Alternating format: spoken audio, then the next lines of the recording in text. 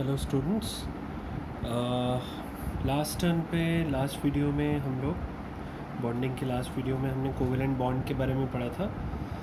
इसमें मैंने अमोनिया का बनवाया था आपको स्ट्रक्चर, लियो स्ट्रक्चर्स। तो नाइट्रोजन के वैलेंस इलेक्ट्रॉन्स 5 होते हैं। इनमें से 3 जगह इसने हाइड्रोजन के साथ एक एक इलेक्ट्रॉन शेयर कर लिया, तो सिंगल बॉन्ड बन गया। और 2 इलेक्ट्रॉन्स के इसके इलेक्ट्रॉन्स ने, नाइट्रोजन के 2 इलेक्ट्रॉन्स ने बॉन्डिंग में पार्टिसिपेट नहीं किया।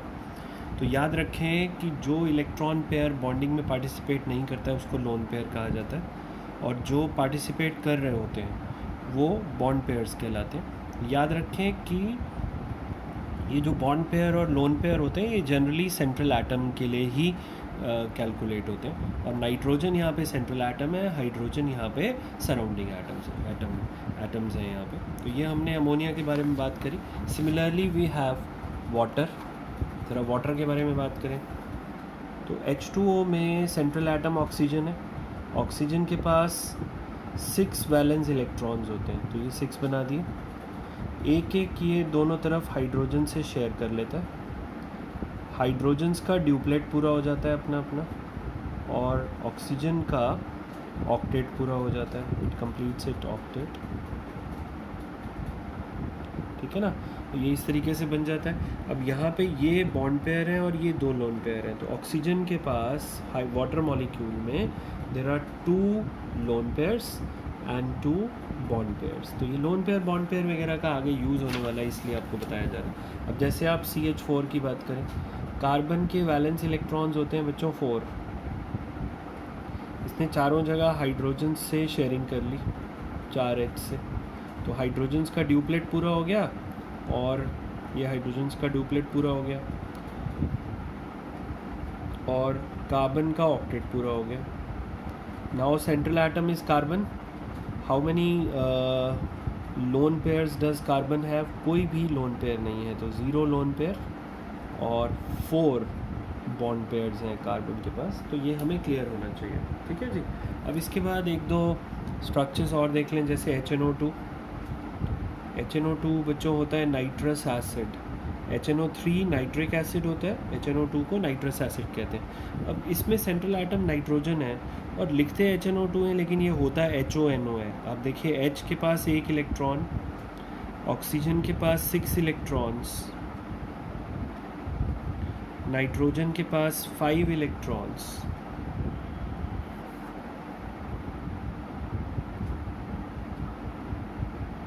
और फिर से ऑक्सीजन के पास 6 इलेक्ट्रॉन्स। तो अब देखिए क्या हुआ, हाइड्रोजन ने 1 इलेक्ट्रॉन शेयर करा ऑक्सीजन के साथ, अपना ड्यूप्लेट पूरा कर लिया। ऑक्सीजन ने 1 शेयर इधर किया, 1 शेयर इधर किया, ऑक्सीजन का भी ऑक्टेट कंप्लीट हो गया। नाइट्रोजन ने 1 शेयर इधर किया, 1 इलेक्ट्रॉन, 2 इलेक्ट्रॉन्स इस ऑक्सीजन के साथ शेयर कर लिए, तो नाइट्रोजन का भी ऑक्टेट कंप्लीट हो गया, देखिए शेयरिंग करके। और ऑक्सीजन ने 2 इलेक्ट्रॉन शेयर कर लिए नाइट्रोजन के साथ, so it's octet is also completed. Now central atom is nitrogen. It has 1, 2, 3 bond pairs and 1 lone pair. तो ये HNO2 का स्ट्रक्चर हो गया बच्चों। तो इसको हम ऐसे दिखा सकते हैं, H single bond O, single bond N and double bond O। यही होगा या नहीं होगा? इसके बाद अनदर एग्जाम्पल इज से CH3CHO। आप जानते हो, ये आपने 10th में भी पढ़ा हुआ है, एसिटल्डिहाइड कहते हैं, या इथेनल आयुपैक नेम है इसका। तो यहाँ पे ये जो C है इसके पास 4 इलेक्ट्रॉन्स हैं, ये रहे।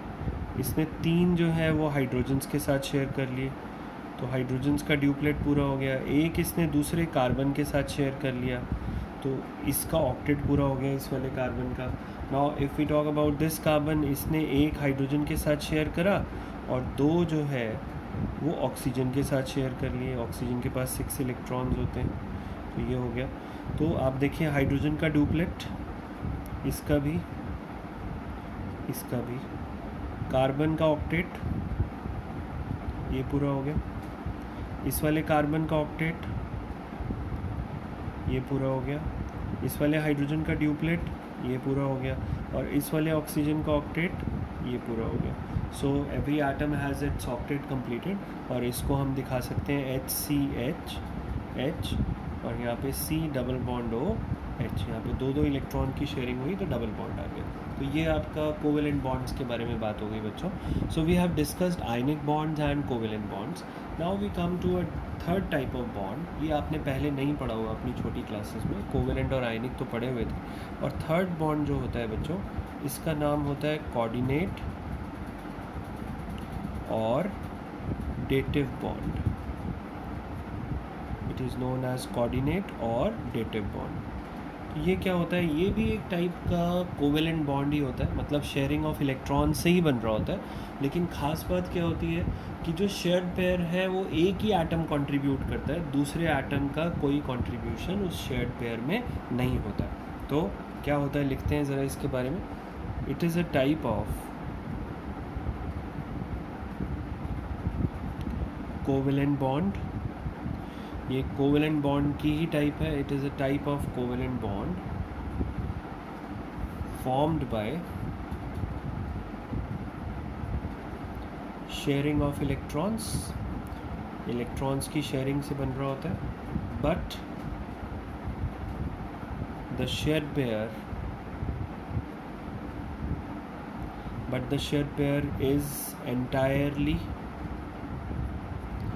contributed by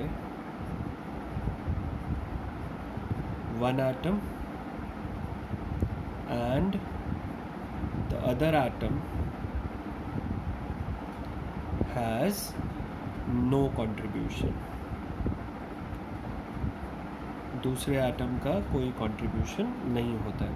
तो ऐसे बॉन्ड को बच्चों कोऑर्डिनेट या डेटिव बॉन्ड कहते हैं. अब इसका एग्जांपल से समझेंगे इसको हम और क्लियर हो जाएगा. For example we take NH4+ ion. NH4+ ion जो होता है ये अमोनियम आयन होता है. अब कैसे बनता है देखो. पहले अमोनिया बना लेते हैं. नाइट्रोजन के पास 5 इलेक्ट्रॉन्स होते हैं, ये रहे. 3 इसने H के साथ शेयर करके अपना ऑक्टेट पूरा कर लिया. तो ये अमोनिया बन गया जी. अब क्या हुआ, हाइड्रोजन्स ने भी अपने ड्यूप्लेट पूरे कर लिए. अब क्या हुआ, इसके बाद कहीं से ऐसी एक सिचुएशन एज्यूम करते हैं, कहीं से घूमता घामता एक H+ आ गया. आप जानते हो कि H+ के पास 0 इलेक्ट्रॉन्स होते हैं. H के पास 1 होता है. H+ मीन्स इलेक्ट्रॉन लूज़ हो गया तो 0 इलेक्ट्रॉन होता है. अब वो H+ कहता है मैं भी शेयरिंग करूँगा, मुझे भी ड्यूप्लेट पूरा करने दो. तो H जो आके वो ये H+ होता है, ये ऐसे अपना ड्यूप्लेट पूरा कर लेता है. इसके अब शेयरिंग हो गई इस इलेक्ट्रॉन पेयर की. लेकिन ये जो शेयर्ड पेयर ऑफ इलेक्ट्रॉन है that is entirely contributed by nitrogen and H has no contribution. तो इसको ऐसे बॉन्ड को कोऑर्डिनेट बॉन्ड कहते हैं. अब दिखाते कैसे हैं वो देखें. जो कोवेलेंट बॉन्ड है वो तो सिंगल लाइन से आप शो कर देते हो ऐसे. Coordinate bond is shown by an arrow pointing from donor atom to acceptor atom. और इसके ऊपर ये हमने पॉजिटिव चार्ज लगा दिया जो NH4+ आयन पे होना चाहिए. तो ये हो गया. Similarly we have O3. Ozone का नाम सुना हुआ है आपने. अब क्या होता है, 2 ऑक्सीजन्स जो हैं वो अपना आराम से 2-2 इलेक्ट्रॉन शेयर करके अपना ऑक्टेट पूरा किए हुए बैठी. ये हो गई. Their octet is completed. इसने भी अपना ऑक्टेट 2 इलेक्ट्रॉन शेयर कर लिए, इसने भी 2 शेयर कर लिए, तो दोनों का ऑक्टेट कंप्लीट हो गया. अब एक ऑक्सीजन और आ गया, वो कहता है मुझे भी शेयरिंग करनी है. लेकिन वो शेयर तो करता है, शेयरिंग तो हो रही है इलेक्ट्रॉन्स की, but the shared pair is entirely contributed by this middle oxygen. इस ऑक्सीजन का कोई कंट्रीब्यूशन नहीं है. शेयरिंग हो रही है इलेक्ट्रॉन की, तो इसको हम O डबल बॉन्ड O, ये तो ये हो गया. और ये वाला ऑक्सीजन जो है एक लोन पेयर इसके साथ शेयर करने लग गया, तो ये कोऑर्डिनेट बॉन्ड बन गया. सिमिलरली आपने अभी HNO2 बनाया था, ऊपर HNO2 देखा था. अब HNO3 देखते हैं, नाइट्रिक एसिड. उसमें क्या होता है, HON डबल बॉन्ड O. ये तो नाइट्रस एसिड था, यही स्ट्रक्चर है सेम. इसमें क्या होता है कि नाइट्रोजन जो है वो फिर से एक कोऑर्डिनेट बॉन्ड बना लेता है ऑक्सीजन के साथ, अपना लोन पेयर इसको दे देता है, इसके साथ शेयर कर लेता है, तो नाइट्रिक एसिड बन जाता है. अब ऑक्सीजन के पास भी लोन पेयर होते हैं, नाइट्रोजन ही क्यों देता है? ये थोड़ा इलेक्ट्रोनेगेटिविटी से रिलेटेड है. ऑक्सीजन और नाइट्रोजन में से नाइट्रोजन लेस इलेक्ट्रोनेगेटिव है, तो थोड़ा रेडिली शेयरिंग कर पाएगा इलेक्ट्रॉन पेयर की. तो ये बच्चों हो गया कोऑर्डिनेट और डेटिव बॉन्ड के बारे में बात हो गई. अब हम देखिए, आप जानते हैं कि मैक्सिमम जो बॉन्ड्स हैं, मैक्सिमम जो कंपाउंड्स हैं, उनमें कोवेलेंट बॉन्ड्स ही होते हैं. 40 लाख कंपाउंड नोन हैं, उसमें से 30 लाख अकेला कार्बन बनाता है. और कार्बन के सारे बॉन्ड्स जो होते हैं वो कोवेलेंट बॉन्ड्स होते हैं। तो दैट मीन्स पूरी केमिस्ट्री में जितने केमिकल कंपाउंड्स नोन हैं उनमें मैक्सिमम जो है वो कोवेलेंट बॉन्ड्स हैं। तो उन्हीं की सारी स्टडी जो है वो यहाँ इस चैप्टर में होने वाली है। So we are going to study different theories about formation of covalent bonds. तो उसमें अब हम शुरू करने जा रहे हैं वैलेंस बॉन्ड थ्योरी शुरू करने जा रहे हैं बच्चों। क्या होती है देखिएगा, साथ साथ लिखूंगा, साथ साथ आपको समझाता चला जाऊंगा। तो what do we mean by valence bond theory? तो वैलेंस बॉन्ड थ्योरी समझने जा रहे हैं, पॉइंट्स लिखेंगे साथ साथ। क्या कहती है वैलेंस बॉन्ड थ्योरी बच्चों? पॉइंट नंबर 1 है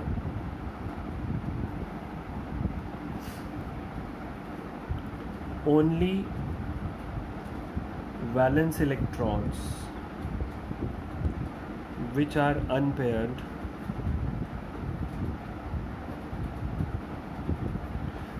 unpaired and have opposite spins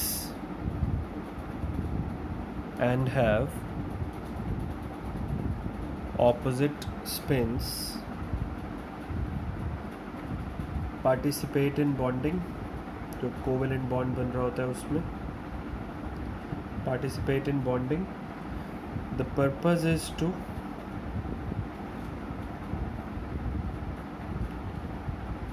pair up। Electrons का पर्पस क्या होता है? Is to pair up with each other. दो एटम्स हैं आपस में बॉन्ड करने जा रहे हैं, तो उनके जो वैलेंस शेल में अनपेयर्ड इलेक्ट्रॉन्स होंगे वो आपस में पेयरिंग कर जाते हैं, उनकी पेयरिंग हो जाती है। जब वो पेयर कर रहे होते हैं तो दोनों की स्पिन्स जो है वो ऑपोजिट होनी चाहिए। ये याद रखें, अंदर वाले शेल्स वाले इलेक्ट्रॉन पार्टिसिपेट नहीं करते, सिर्फ वैलेंस शेल के इलेक्ट्रॉन्स पार्टिसिपेट करते हैं। वैलेंस शेल के भी वो इलेक्ट्रॉन्स पार्टिसिपेट करते हैं जो कि अनपेयर्ड होते हैं, तो वो पेयर अप हो जाते हैं। इसके बाद सेकेंड पॉइंट है, अब इलेक्ट्रॉन्स एटम में प्रेजेंट कहाँ होते हैं? ये हम स्ट्रक्चर ऑफ एटम में पढ़ चुके हैं कि एटम में जो इलेक्ट्रॉन्स प्रेजेंट होते हैं they are present in orbitals, वो ऑर्बिटल्स में प्रेजेंट होते हैं। तो जब इलेक्ट्रॉन्स बच्चों पेयरिंग कर रहे होते हैं तो उसी टाइम साइमल्टेनियसली आपके जो ऑर्बिटल्स हैं जिनमें इलेक्ट्रॉन्स प्रेजेंट हैं वो आपस में ओवरलैप कर रहे होते हैं। तो देखें, when electrons pair up the orbitals in which those electrons are present overlap with each other।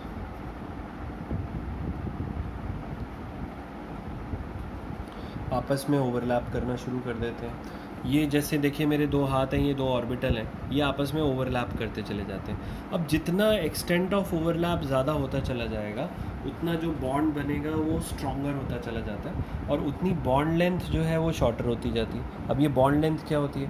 Bond length होती है जो दो एटम्स आपस में ओवरलैप कर रहे हैं, एटम आपस में बॉन्डिंग कर रहे हैं, उनके न्यूक्लियस के बीच का जो डिस्टेंस होता है उसको बॉन्ड लेंथ कहा जाता है। ऑब्वियसली जितना ऑर्बिटल्स ओवरलैप करते चले जाएंगे उतना जो न्यूक्लियस है जो कि सेंटर में कहीं पे है वो क्लोज़र आते चले जाएंगे, तो बॉन्ड लेंथ शॉर्टर होती चली जाती है और उतना बॉन्ड क्या होता जाता है? स्ट्रॉन्गर होता चला जाता है। तो याद रखें, इसी पॉइंट में आगे लिख रहे हैं, higher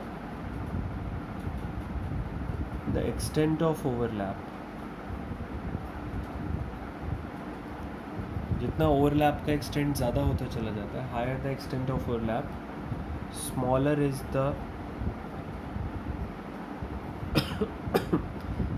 is the bond length and stronger is the bond. उतना बॉन्ड जो है वो क्या होता चला जाता है बच्चों? स्ट्रॉन्गर होता चला जाता है and stronger is the bond. Bond length define कर देते हैं जिससे आपको याद रहे। तो बॉन्ड लेंथ जो है वो क्या होता है बच्चों? It is the distance between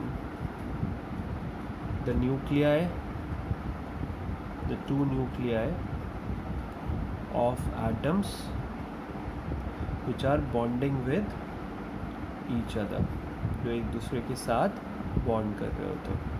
तो उनके न्यूक्लियस के बीच का जो डिस्टेंस होता है उसे बॉन्ड लेंथ कहा जाता है। तो ये आपका पॉइंट नंबर 2 हो गया। अब थर्ड पॉइंट है, जब ओवरलैपिंग होती है बच्चों तो दो तरीके से ओवरलैप कर सकते हैं ऑर्बिटल्स, एक हेड ऑन और एक side wise. There are 2 ways of overlap between the orbitals. जो ऑर्बिटल्स होते हैं उनके बीच में दो तरीके से ओवरलैपिंग हो सकती है। कौन कौन सी? Head on and side wise. ये जो ओवरलैप है बच्चों, ये हेड ऑन है, और ये जो ओवरलैप हो रही है इस तरीके से अगर ऑर्बिटल्स ओवरलैप करते हैं तो ये साइड वाइज ओवरलैप होता है। तो ये साइड वाइज ओवरलैप हो गया। याद रखें, हेड ऑन ओवरलैप से जो कोवेलेंट बॉन्ड बनता है उसको सिग्मा बॉन्ड कहा जाता है, और साइड वाइज ओवरलैप से जो कोवेलेंट बॉन्ड बनता है वो पाई बॉन्ड कहलाता है। तो याद रखें, head on overlap leads to formation of sigma. Sigma का ये नोटेशन होता है बच्चों, सिग्मा इस तरीके से ड्रॉ करते हैं bond, and side wise overlap gives rise to, side wise overlap gives rise to pi bond. Pi जो आप पहले पुराने टाइम से बनाते आ रहे हो, तो पाई बॉन्ड बन जाता है उससे, ठीक है। इसके बाद फोर्थ है बच्चों, इस थ्योरी की एक एप्लीकेशन तो यही है, एग्जाम में एक तो यही पूछा जाता है कि distinguish between sigma and pi bond. वो डिस्टिंग्विश हम थर्ड पॉइंट से शुरू कर चुके हैं, हेड ऑन से सिग्मा, साइड वाइज से पाई बन रहा है। फोर्थ है, sigma bond is always stronger than the pi bond. Sigma bond जो होता है वो हमेशा पाई बॉन्ड से स्ट्रॉन्गर होता है एज एक्सटेंट ऑफ ओवरलैप। ये एक्सपेरिमेंटली ऑब्जर्व्ड है कि सिग्मा बॉन्ड जो है वो पाई बॉन्ड से स्ट्रॉन्गर होता है, क्योंकि एक्सटेंट ऑफ ओवरलैप जो होता है is higher in a sigma bond. Sigma bond में एक्सटेंट ऑफ ओवरलैप हायर होता है। ये पॉइंट नंबर 4 हो गया। पॉइंट नंबर 5 पे आ जाते हैं, ठीक है। दो एटम्स जब बॉन्ड करते हैं तो जो सबसे पहला बॉन्ड उनके बीच में बनता है, the very first bond form between any two atoms is a sigma bond, और जब वो डबल ट्रिपल बॉन्ड बनाते चले जाते हैं तो वो पाई बॉन्ड्स होते हैं। तो याद रखें, the very first bond formed between any two atoms is a sigma bond, and multiple bonds मतलब डबल या ट्रिपल बॉन्ड अगर बन जाता है, डबल और triple bonds are pi bonds. First bond बनने के बाद जो आगे डबल ट्रिपल बॉन्ड बनते हैं वो पाई बॉन्ड्स होते हैं। ये हो गया 6 पॉइंट है बच्चों। 1 2 3 पॉइंट्स ऑफ डिस्टिंक्शन हो गए, ये भी एक डिस्टिंग्विश का पॉइंट है। 6 जो है that is sigma bond is in the same plane as the molecular plane. Sigma bond जिस प्लेन में बनता है उसी को मॉलिक्यूलर प्लेन कहा जाता है। Is in the same plane as the molecular plane, and pi bond is perpendicular to the molecular plane. ये हमेशा पाई बॉन्ड जो बनेगा वो परपेंडिकुलर टू मॉलिक्यूलर प्लेन बनेगा।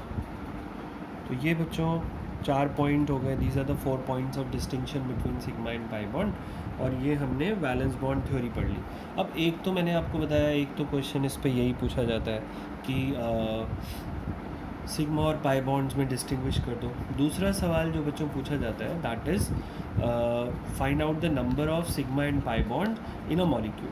तो वो कैसे फाइंड करते हैं वो अभी देखेंगे हम लोग आगे।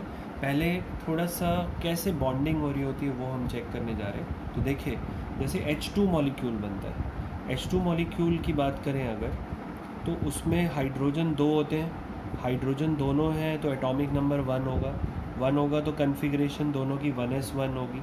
1s1 का मतलब ये एक 1s जिसमें एक इलेक्ट्रॉन है, ये दूसरे हाइड्रोजन का एक 1s जिसमें एक और इलेक्ट्रॉन है। दोनों की स्पिन्स ऑपोजिट हैं, ये आपस में पेयर अप कर जाते हैं। इस तरीके से एक एक इलेक्ट्रॉन की शेयरिंग हुई तो यहाँ पे सिंगल बॉन्ड बन गया।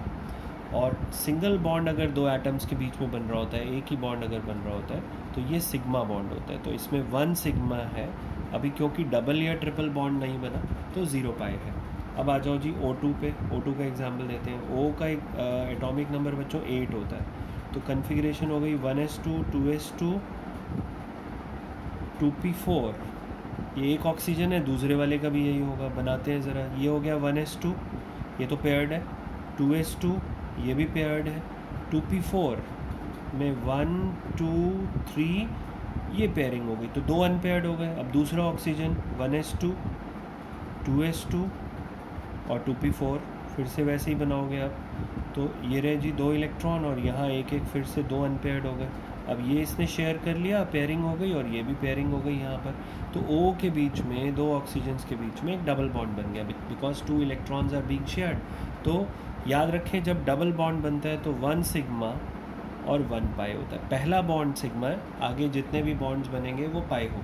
अब जैसे नाइट्रोजन ले लें, नाइट्रोजन की बात करें, N का एटॉमिक नंबर बच्चों 7 होता है, configuration is 1s2 2s2 2p3, तो ये 1s हो गया, ये 2s हो गया और ये 2p हो गया।